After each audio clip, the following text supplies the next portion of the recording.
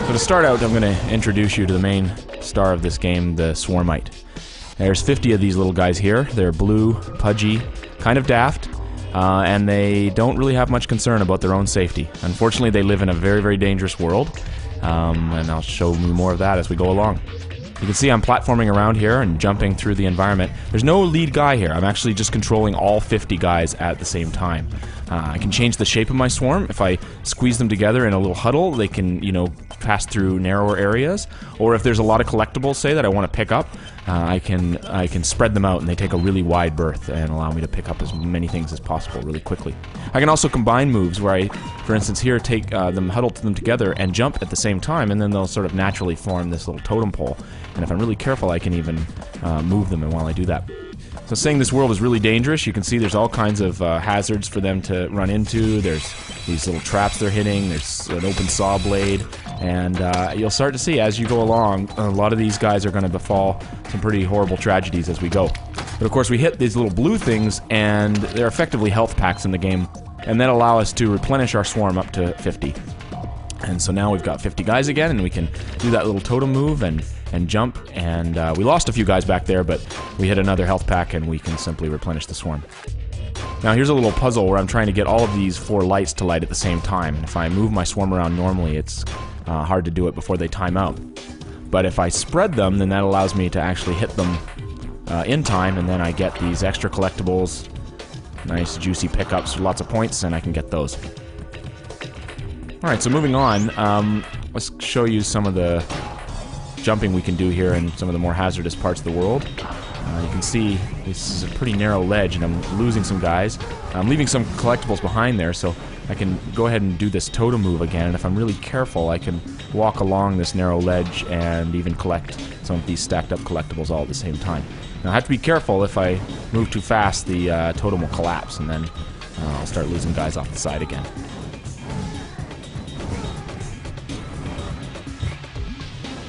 So these guys are going to run into all kinds of difficulty in the world. They're going to die in lots of horrific ways.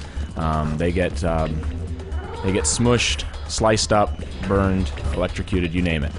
But as I mentioned, the main thing is it's not all about the individuals, it's about the group. And if you just manage to get a few of them, then you're doing all right.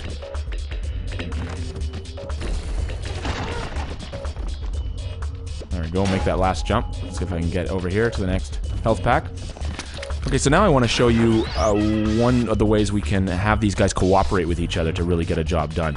Here we have this furnace belching out what looks like poisonous gas, and if I just try to walk them through that, any of the poor little swarmites that hit that gas, they're suffocating and they're dead. So what I need to do is interact with this object, and when I do that, they all run about and try to find something to interact with. In this case, stuffing their bodies in these pipes, and that clogs up the whole machine, it blows up, and that clears up the gas. So those poor guys had to sacrifice themselves, but no matter, we just go up to the next health pack here and we can replenish the swarm again. Now, sometimes when I get them to cooperate to solve a problem, we get to use explosives, which is always fun. So we'll send them running off here to grab these bombs. Now you'll notice some of them don't even do it correctly, and they've picked each other up. But if I go up to the ledge here, then I can get them to roughly aim it at the center of that wall, and those poor swarmites got thrown too, but managed to blow up all the parts we needed, and the drawbridge fell down. So as we move into this next area, we've got some more bombs that'll pop out of the ground, but in this case, this whole area is surrounded by explosives, and you'll find this in this game a fair bit. Something blows up, and it starts a chain reaction, and all hell breaks loose.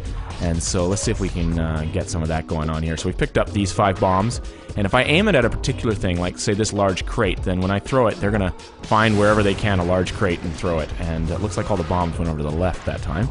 That's all right. I'll get these pickups here, and maybe we'll grab some more bombs. Oh, ouch. All right.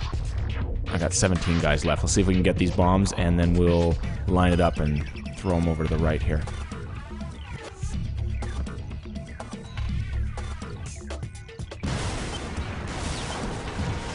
There we go. Oh, it's getting kind of crazy. I gotta get in here and see if I can get the get these collectibles. Try not to get too close. 5 guys left. I think we're gonna maybe I'll go over here and get replenish my swarm. Alright, so now I got 50 guys again. I can go get all these pickups and cleared out that area.